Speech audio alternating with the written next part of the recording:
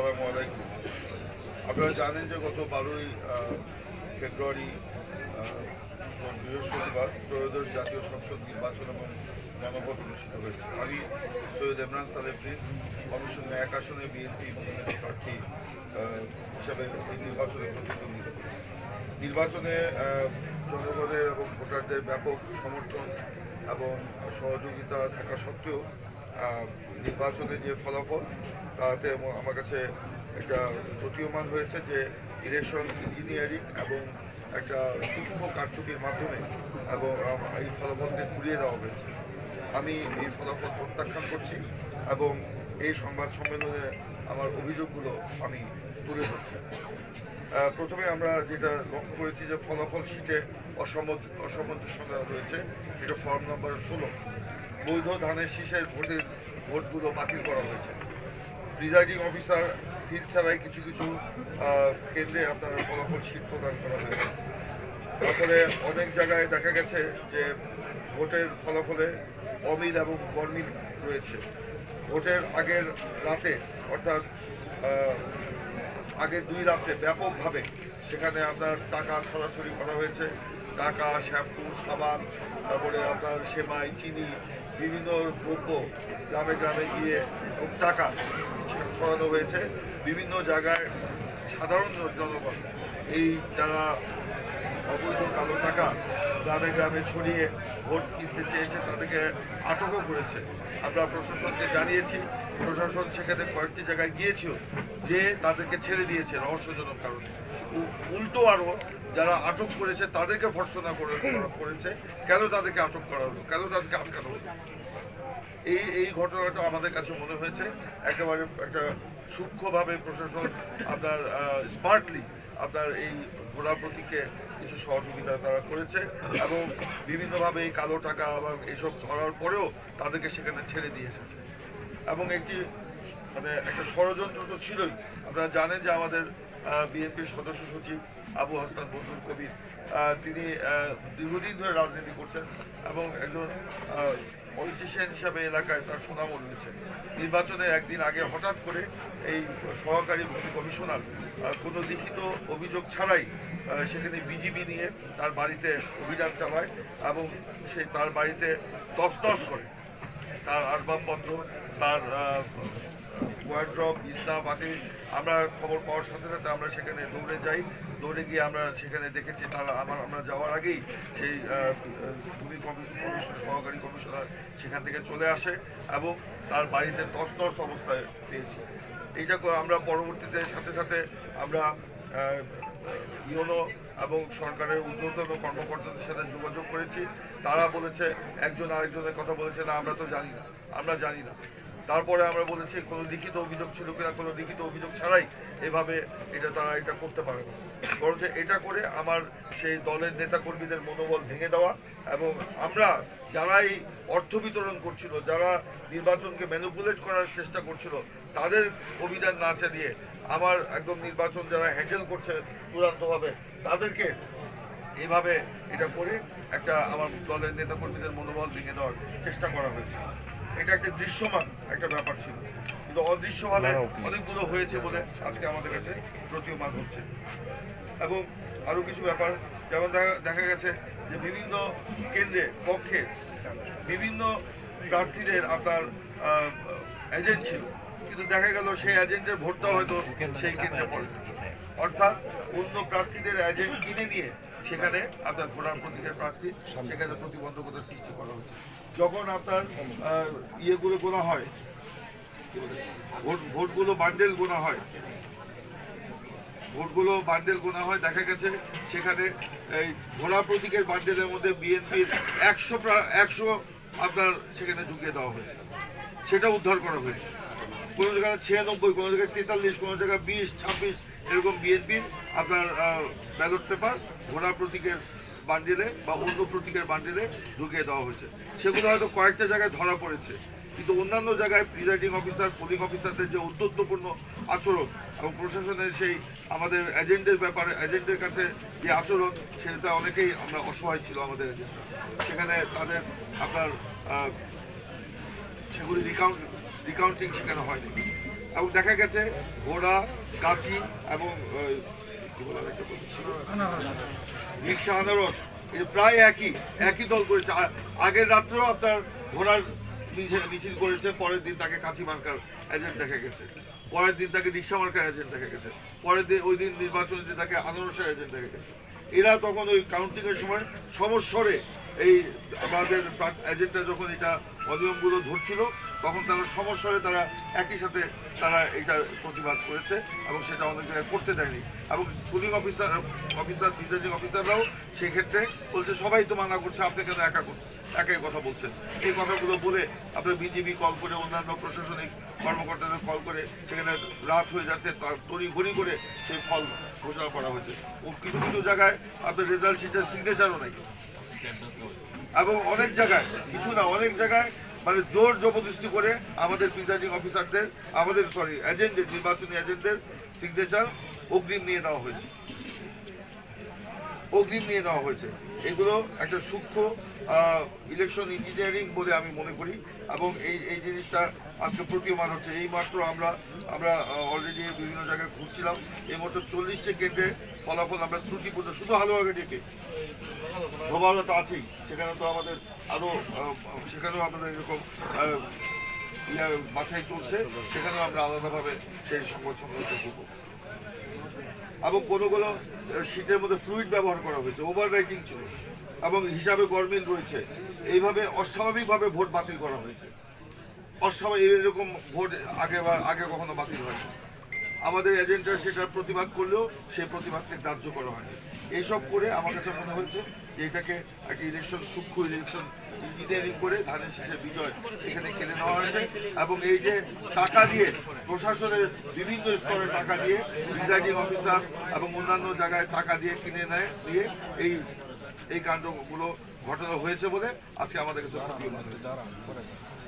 নির্বাচনের ফলাফলের পরেই বিভিন্ন এলাকায় তাদের যে উদ্যন্তপূর্ণ আচরণ, একেবারে সেখানে আওয়ামী লীগের নেতাকর্মীরা প্রকাশ্যে এসে তারা আমাদের নেতাকর্মীদের উপর আক্রমণ করছে, বাড়ি ঘরে হামলা করছে, হুমকি দিচ্ছে, অফিসে হামলা করছে। মানে ঘোড়া প্রতীকের সমর্থকদের সাথে আওয়ামী লীগের নেতাকর্মীরা যারা এতদিন আপনার পুলিশের ইয়েতে আপনার মানে পলাতক ছিল, যারা বিভিন্ন মামলার আসামি, তারা আজকে এসে এই কাজগুলো করছে। গতকালকে দেখেছেন আপনারা স্বদেশীতে এরকম একটি ঘটনা ঘটে গেছে যে সেখানে একটা ছেলের বাবা এবং তার ভাই যেহেতু ধানের শীষে নির্বাচন করতো, তাদেরকে কয়েকদিন আগে বলা হয়েছিল ধানের শীষে নির্বাচন করার জন্য, ঘোড়া প্রতীকে নির্বাচন করার জন্য। তারা বলেছে যেহেতু ধানের শীষের প্রতীকে তারা নির্বাচন করছে, তাদের পক্ষে ঘোড়ার প্রতীকে নির্বাচন করা সম্ভব না। তখন তারা বলেছিল দেখে দিব নির্বাচনের পরে। সেই দেখে নিবটা গতকালকে হলো। তো ওনাদেরকে বাড়িতে না পেয়ে একটা 10 বছরের ছেলে তাকে সুপারি চুরির অভিযোগে তাকে আপনার পিটিয়ে হত্যা করেছে। অথচ এই সুপারি বিষয় যেটা ছিল এটা আরো 2 মাস আগের ঘটনা, আরো অনেক দিন আগে এটা সুরাহা হয়ে গেছে এবং সেটা তাদের কাছ থেকে ক্ষতিপূরণও নিয়ে দিচ্ছে। তো ওই ঘটনা যদি ক্ষতিপূরণ নিয়ে যদি ওখানে মীমাংসা হয়ে যায়, তাহলে ওইটার পরে গতকালকে এই হত্যাকাণ্ড কেন? ওইটা তো মীমাংসাই হয়ে গেল। এটা একমাত্র কারণ হচ্ছে ধানের শীষে ওনারা নির্বাচন করেছেন, যেহেতু ওনাদেরকে ঘোড়া প্রতীকে করতে বলা হয়েছিল, করে দেয় এবং দেখে নিবে বলে হুমকি দিয়েছিল। ওই একই লোকেরা তারা এই কাজটি করেছে। আজকে সুপারি চুরির অভিযোগ দেওয়া হচ্ছে। এটা অত্যন্ত মানে দুঃখজনক এবং অত্যন্ত তীব্র ভাষায় আমি নিন্দা জানাচ্ছি, প্রতিবাদ জানাচ্ছি। আমি গতকালকে প্রশাসনের সাথে আলোচনা করেছি, এর মামলা তারা দিয়ে এসেছে, এখন তো অন্য মামলা রুজু হয় নাই। আমরা অবিলম্বে এই প্রকৃত আসামিকে গ্রেপ্তারের দাবি জানাচ্ছি। এছাড়াও বাঘাইতলা, আপনার নড়াইল, ধারা, তারপর ঘুরাইল, বিলডোরা, স্বদেশী সহ বিভিন্ন জায়গায়, 5 নম্বর সহ বিভিন্ন জায়গায় তারা হামলা করতেছে। আমাদের নেতাকর্মীদেরকে হাত কেটে ফেলবে, পা কেটে ফেলবে বলে হুমকি দিচ্ছে। আমি প্রশাসনকে এই ব্যাপারে মানে শক্ত অবস্থান নেওয়ার আহ্বান জানাচ্ছি। আমি ঊর্ধ্বতন কর্মকর্তাদের সাথেও কথা বলেছি, তারা যদি শক্ত অবস্থান না নেয় এখানে কিন্তু আরও ঘটনা ঘটে যাবে, পরে কিন্তু তাদের নিয়ন্ত্রণের বাইরে চলে যাবে। এই জন্য বলছি সব কিছুকে নিয়ন্ত্রণ করার জন্য। আমি এই বিষয়ে কিছু বলতে চাই না। এবং আরেকটি বিষয় আমাদের পরিলক্ষিত হয়েছে, নির্বাচনের দিন সন্ধ্যা থেকে তাদের কিছু পেজ, আপনার এই যে ফেসবুক পেজ আছে, সেই ফেসবুক পেজে বিভ্রান্তিমূলক আপনার ফলাফল দেওয়া শুরু করলো। কোনো জায়গায় দেখা বলতেছে 20,000 ভোটে তারা এগিয়ে আছে, 17,000 ভোটে এগিয়ে আছে। পরবর্তীতে তাদেরকে দেখা গেল সেখানে তাদের ভোটের সংখ্যা খুবই কম, খুবই কম। এবং এগুলো বিভ্রান্তিমূলক মানে ইয়ে করে প্রচারণা করে তারা আমাদের নেতাকর্মীদের মনোবল ভেঙে দেওয়ার চেষ্টা করেছিল। যেরকম ঢাকাতে বলা হতো তারেক রহমান 60,000 ভোটে হেরে গিয়েছে, মির্জা ফখরুল ইসলাম আলমগীর হেরে গিয়েছে, এই অসত্য মির্জা আব্বাস হেরে গিয়েছে, এরকম অসত্য প্রচারণা করে তারা ওখানে একটা অবস্থান তৈরি করার চেষ্টা করছিল। ঠিক একই ধরনের বিষয়টা আমরা হালুয়াঘাট এবং ধোবাউড়ায় দেখতে পেয়েছি। এই ফেসবুকে তাদের কিছু পেইড এজেন্ট যারা সাংবাদিক নামে সাংঘাতিক, তারা এই কাজগুলো করেছে এবং তারা সাংবাদিকতার সমস্ত নীতিমালা মানে ইয়ে করে অতিক্রম করে তারা একটি দলের পক্ষে, একটি প্রার্থীর পক্ষে ওপেনলি তারা নির্বাচন করেছে এবং জনগণকে এই দিন তারা বিভ্রান্ত করেছে। 1 নম্বর ভুবনতলা ইউনিয়নে আমাদের অফিস, সেখানে তুমুলভাবে ভাঙচুর করে সেখানে শহীদ প্রেসিডেন্ট জিয়াউর রহমান, তারেক রহমান এবং খালেদা জিয়ার ছবি ভাঙচুর করেছে।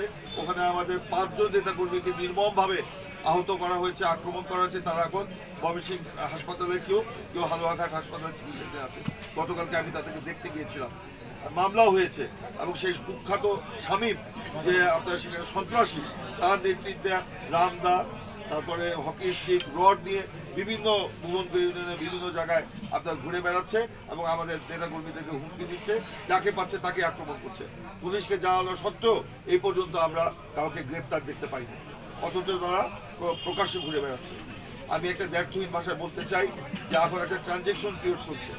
এই ট্রানজেকশন পিরিয়ডে আপনারা প্রশাসনের আমরা শক্ত অবস্থান আহ্বান করছি। আমরা দেখছেন যে তারেক রহমানের নেতৃত্বে বিএনপি ক্ষমতা দ্বার প্রান্তে, সেই বিএনপি নেতা কর্মীদেরকে যদি আজকে এখানে এইভাবে আক্রান্ত হতে হয়, এর থেকে দুর্ভাগ্যজনক আর কিছু হতে পারে না।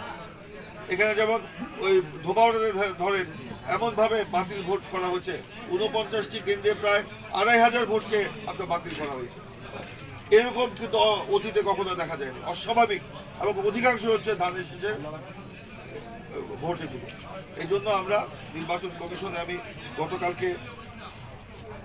গতকালকে আমি চিঠি দিয়েছি, যেখানে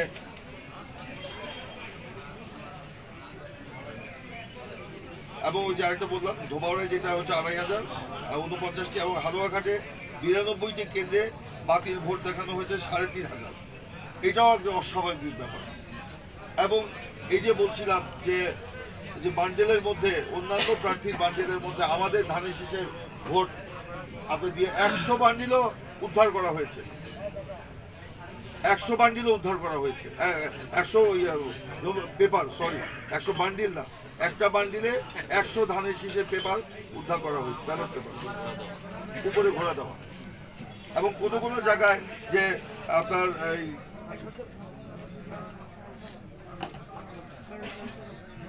কোনো জায়গায় আপনার ঘোড়ার ক্ষেত্রে 90কে 100, ধানের শীষের ক্ষেত্রে 110কে 100 করা হয়েছে। যখন 2-1টা বলা হয়েছে এখান থেকে এরকম বের হয়েছে।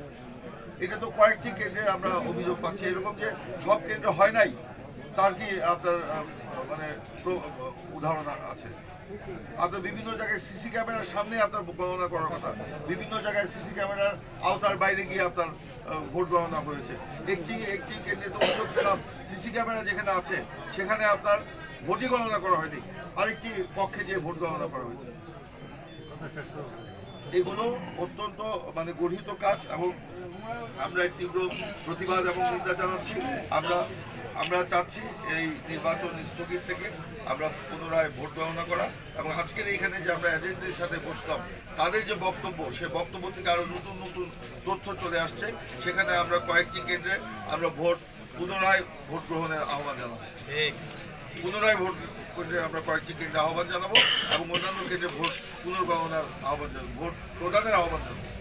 ওইসব কেন্দ্রে ভোট বাতিল করে নতুন করে ভোট গ্রহণ এবং অন্যান্য কেন্দ্রে ভোট পুনর্গণনার আহ্বান জানাবো। আমরা নির্বাচন কমিশনের কাছে আহ্বান জানিয়েছি, রিটার্নিং অফিসারের কাছে আহ্বান জানিয়েছি। আমরা তাদের উত্তরের প্রত্যাশায় বসে রয়েছি। সকলকে ধন্যবাদ।